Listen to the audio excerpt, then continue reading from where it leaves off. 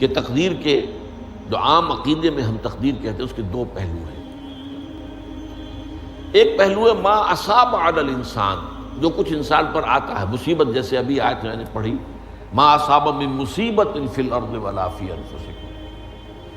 ہم ہر وقت زد میں ہیں، کوئی تکلیف آ گئی، کوئی مصیبت آ گئی، کوئی بیماری آ گئی، کوئی حادثہ ہو گیا، کوئی بچہ فوت ہو گیا، کوئی عزیز جو ہے وہ فوت ہو گیا، یہ ہر وقت حوادث ہے۔ تو جو بھی کچھ پیش آتا ہے وہ علم خداوندی میں ہمیشہ سے تھا۔ یہی وجہ ہے کہ ایک اور حدیث ہے ابن الدیلمی سے، لمبی حدیث ہے وہ، لیکن اس کے اندر جو آخری ٹکڑا ہے وَتَعْلَمَ، یعنی انسان کے نجات کے لیے لازم ہے کہ یہ بات بھی تم جان لو انما اصابک لم یکن لیخطئک وانما اخطأک لم یکن لیصیبک ولو مت علی غیر ھذا، اگر تم اس کے سوا کسی صورت پر ہوگے تو جہنم میں داخل ہو جاؤ گے، لدخلت النار۔ یہ جان لو کہ جو چیز تم پر آئی وہ آنی ہی آنی تھی۔ دیکھیے ہوتا کیا ہے، کاش کہ میں اگر یوں کر لیتا تو یہ نہ ہوتا، بس یہی ایمان بالقدر کے منافی ہے۔ جو ہوا ہے وہ اللہ تعالیٰ کے ہاں تو پہلے سے طے تھا، ہونا ہی تھا۔ تمہاری کوئی تدبیر، کاش کہ میں اس وقت یہ کر لیتا، یہ لو، اسی لیے ایک حدیث میں الفاظ آئے ہیں ان کلمۃ لو تفتح عمل الشیطان، اس لو سے، کاش، اس سے شیطانی عمل شروع ہو جاتا ہے۔ کاش کہ یہ ہو جاتا، کاش میں یہ نہ کرتا، کاش کہ ہو جاتا، تو یہ نہیں۔ تعلم انما اصابک لم یکن لیخطئک، تو جان لے اس بات کو کہ جو چیز تم پر آئی ہے وہ ہرگز ٹلنے والی نہیں تھی۔ کوئی تدبیر تم کر لیتے، کوئی کسی وقت کوئی ہیلا کر لیتے، کوئی تم قدم اٹھا لیتے، کچھ بھی کر لیتے، وہ تو آنی ہی آنی تھی۔ وما انما اخطاک، جو چیز تم سے چھوٹ گئی، رہ گئی، نہیں ملی۔ ایک ویکنسی ایڈورٹائز ہوئی تھی، آپ نے بھی درخواست دی تھی، آپ کو نہیں ملی، اب آپ ہو کاش کہ میں نے فلاں سے سفارش کرا لی ہوتی، بس گئے۔ تو جو چیز چھوٹ گئی وہ چھوٹ جانی ہی تھی، اس میں قطعاً جو ہے کوئی شکل، کوئی تدبیر، کوئی سفارش، کسی طرح کا کوئی بھی ہیلا، کوئی جو ہے اس پہ کارگر نہیں ہو سکتا تھا۔ لم یکن لیصیبک ومت علی غیر ذالک، اگر تو اس کے سوا کسی کیفیت پر تیری موت واقع ہوئی، اگر یہ یقین نہیں ہے، یہ ہے تقدیر کا وہ مفہوم کہ جس کا تعلق ہے علی ما اصاب الانسان، جو انسان کے اوپر وارد ہو رہا ہے، اس کے ضمن میں تقدیر کا مفہوم کیا ہے کہ جو ہوا ہے وہ تو ہونا ہی تھا، اس میں تو کسی شک و شبے کی گنجائش نہیں، بالکل قطع اللہ تعالیٰ کا فیصلہ ہے۔ البتہ در حقیقت ایک دوسرا پہلو ہے، ما یفعل الانسان، وہ جو انسان کرتا ہے۔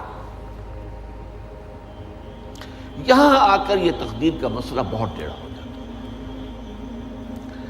آیا میرے اندر کوئی اختیار بھی ہے کہ نہیں؟ Do I have any free choice؟ یا ہر شخص پہلے سے طے ہے؟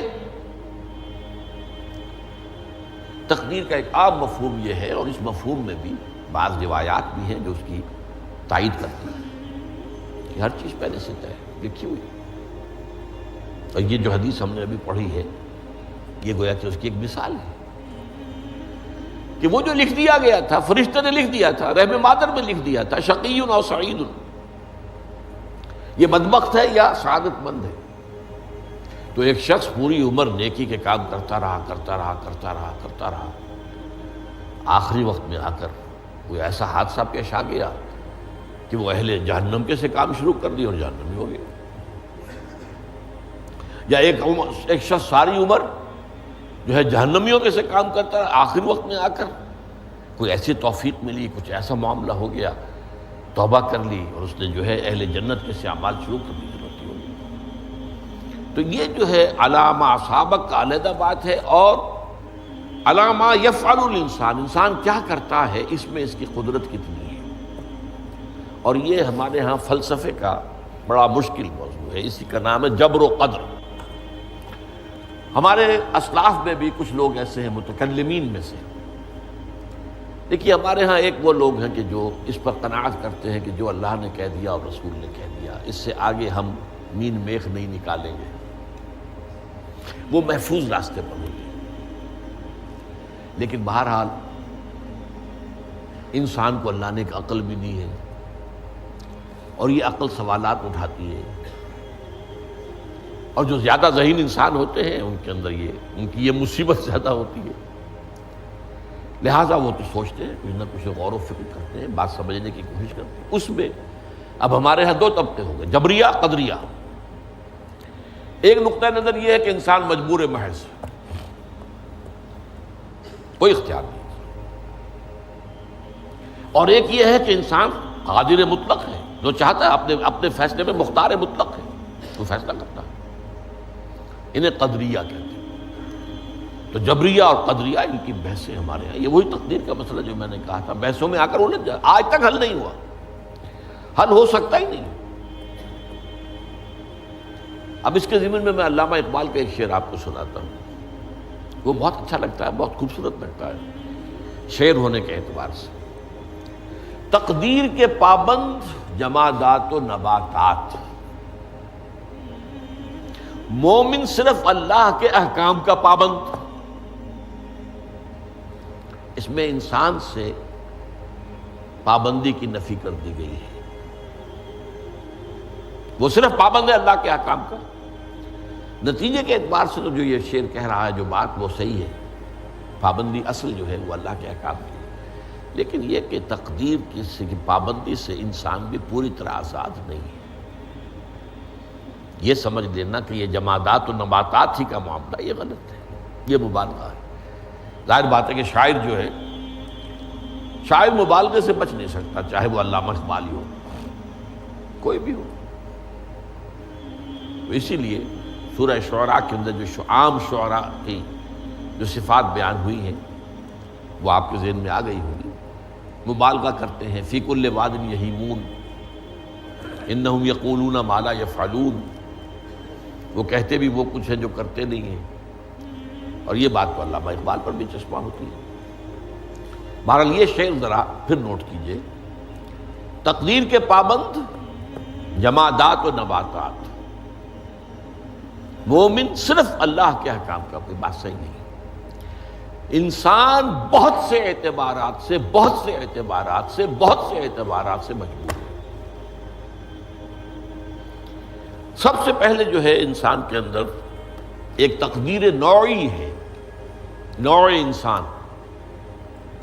چھوٹی سی چڑیا اڑتی پھرتی ہے، انسان نہیں اڑ سکتا۔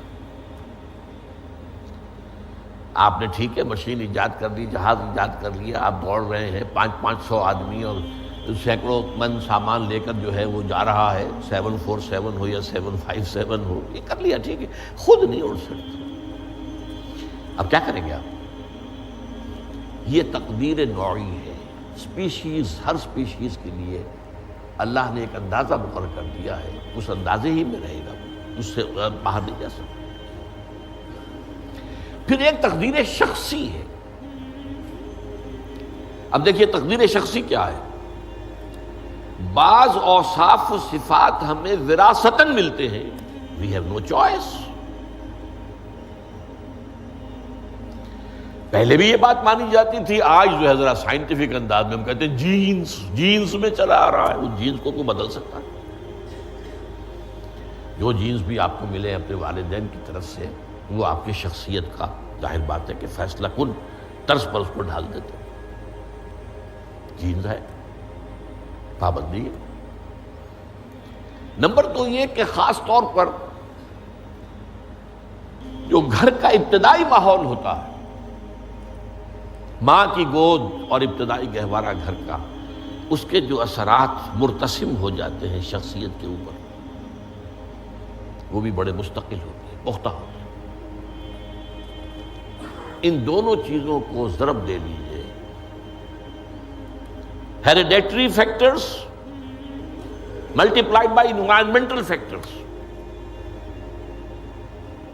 اس سے مل کر ایک شے تیار ہوتی ہے جس کو قرآن کہتا ہے شاکلہ۔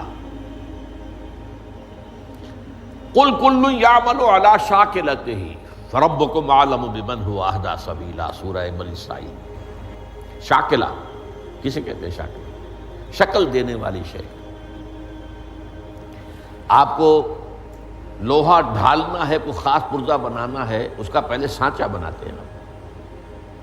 لوہے کو پگھلا کے اس میں ڈالیں گے تو جیسا سانچہ ہوگا ویسا ہی لوہا جو ہے وہ شکل اختیار کرے، اسے شاکلہ کہتے ہیں۔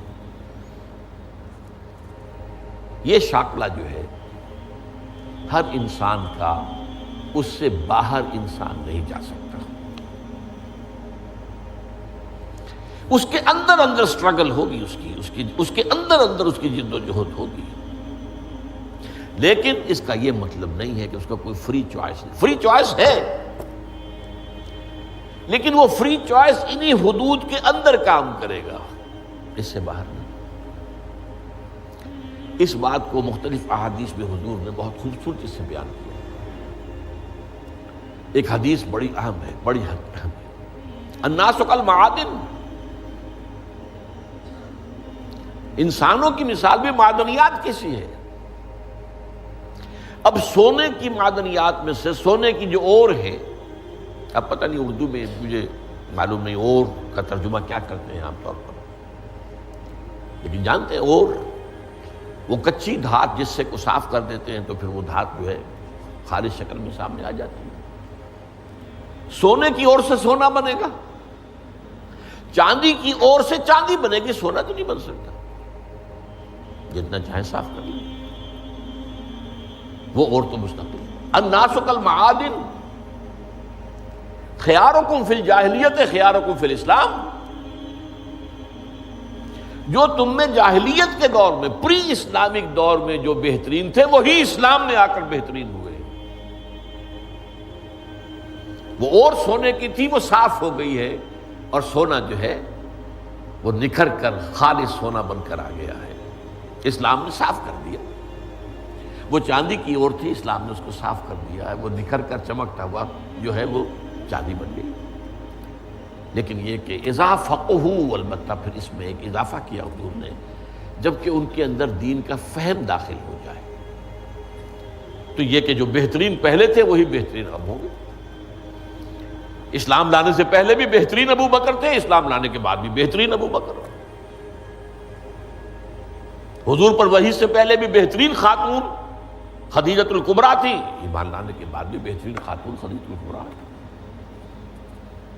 اور دوسری حدیث سنیے، عن ابی الدرداء رضی اللہ تعالی عنہ قال بینما نحن عند رسول اللہ صلی اللہ علیہ وسلم،